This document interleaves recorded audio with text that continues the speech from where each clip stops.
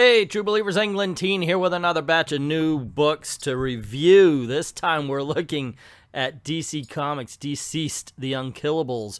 Conan fights for the Serpent crown. We meet the man who f***ed up time, and plus we're going to take a look at the first issue of Venditti's new Justice League run as a little bonus. So, kick back, relax, and let's get this party started. Alrighty, gang, first up, we got to talk about the big boy on the block, DCeased Unkillables. Now, if you haven't read DCeased, the original miniseries, man, you have missed out on something special. Seriously, it was an incredible story. Get the trade paperback, get the individual issues, whatever you do, get that book. I don't think you need that to understand what's going on here. It's very simple. It starts off with Deathstroke. Somebody burnt down a church, so he's investigating. He was hired to take out the people who did it, and when he arrives there, he notices basically some neo-Nazis running out of the church. He says, okay, well, they did it, and they're running, not paying attention to him, so he turns around and kaboom, undead Nazis.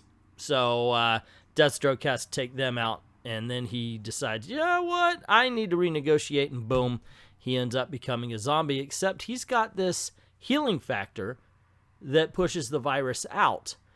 And he ends up getting contacted by Vandal Savage, and they try to stop the virus. That's the whole story here. Plus, there's a little bit with the Red Hood as well. It just continues. This is another telling of another group of heroes, or in this case, villains, from another point of view. And that's all this is. It's like the DCeased, the original one, but with different characters, what they had to go through for survival. And in all honesty, it's just as good. My goodness gracious, this is one of those books that just keep you on the edge of your seat. And man, it is so worth the price of admission. If you have not, oh my gosh, I listen to me. I've read comic books for 40 freaking years now, and this is as excited as I'm getting about this particular story, man. I was the same way about the original. Oh, and the bits with Red Hood, when he goes to the cave, he expects Batman to be alive because he's Batman. But of course, we know from the original series that he didn't make it out, and he leaves. He puts them in the graves. He even writes something that's pretty gosh darn clever on the tombstone for Batman, and goes off searching for anybody left in Gotham. It's heartbreaking. It's intense. It's dramatic. In some places, it's funny. This is exactly what you want out of comic book. I'm telling you, man. I love this issue. I love this comic book. Now the art, that is, and sometimes it's very detailed, sometimes very sparse where they need it. It always, it's never bad though.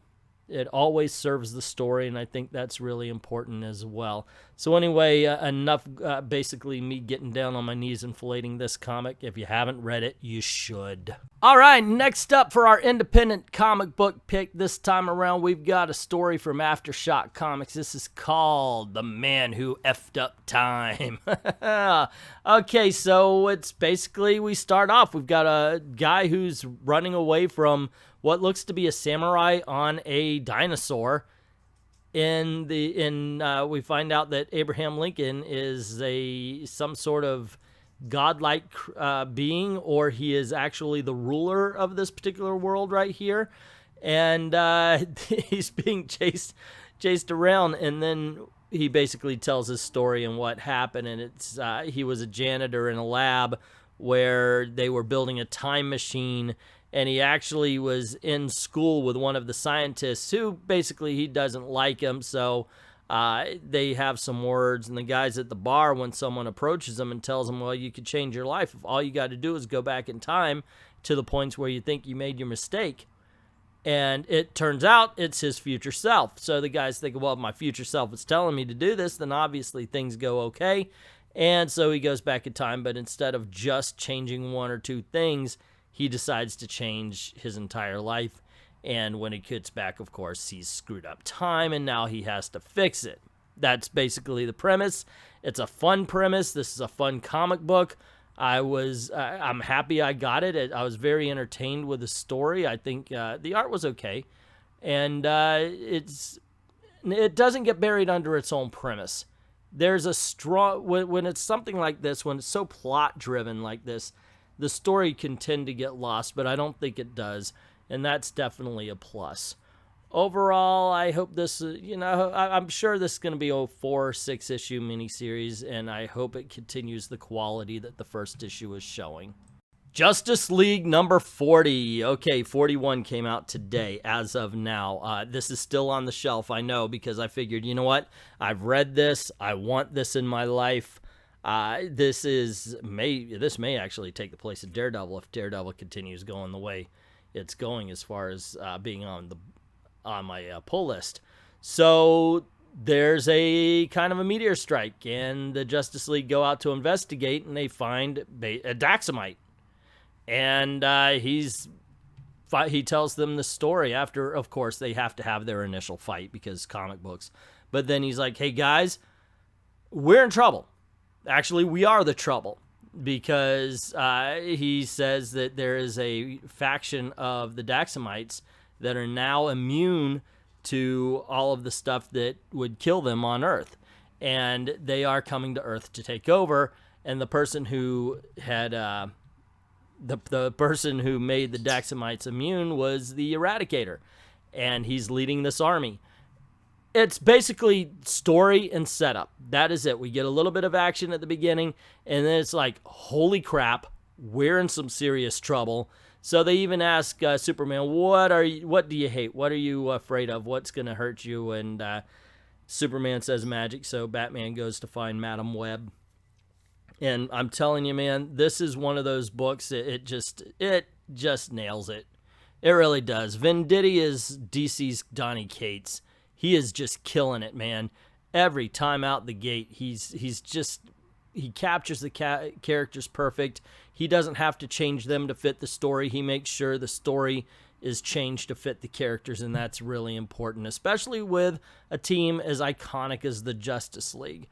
I am in for this issue, and man, I am in for the run so long as it keeps up this quality.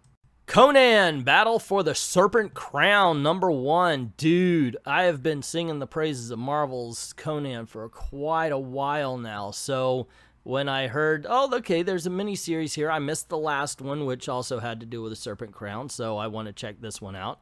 And then we see that Conan's wandering, wait a second, modern day times? Oh, God. Seriously? Again?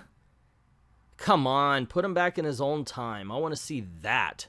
I don't care about Conan being in the Savage Avengers. I don't want him to be walking the streets of Vegas. I want the sword and sorcery kind of stuff that we were getting. This is just, when he's walking around in Vegas, if he stays too long, you just wonder, why are you still in a loincloth, dumbass? It makes Conan look stupid when he's walking around the city streets like this. Seriously. My goodness gracious. Okay, so the story itself, though, is actually not bad. It's not a horrible comic. It just has too many superhero elements, not enough sword and sorcery fantasy elements that Conan should have. So I'm kind of iffy about the story. I don't hate it. It's just not the kind of Conan I like. I mean, he's walking around, oh, you have paper, not gold? Ooh, me not know now. You've been in town for a long frickin' time, dude. Come on. It's kind of ridiculous. It really is. But like I said, it's not horrible. If you are not like me, if you're into Conan in the modern day, by all means, have fun. You're probably going to get a lot more out of it anyway than I did, because frankly, I couldn't get past the premise of he looks really dumb with his Mo freaking Howard haircut and his freaking fur loincloth. Otherwise, I don't know. It's your cup of tea. It's your cup of tea. So there you go, gang. Those are the reviews. And yes, I've lined up the covers in the way that I liked them. DCeased, Justice League, The Man Who Effed Up Time, and Conan. 3 out of 4 is not bad.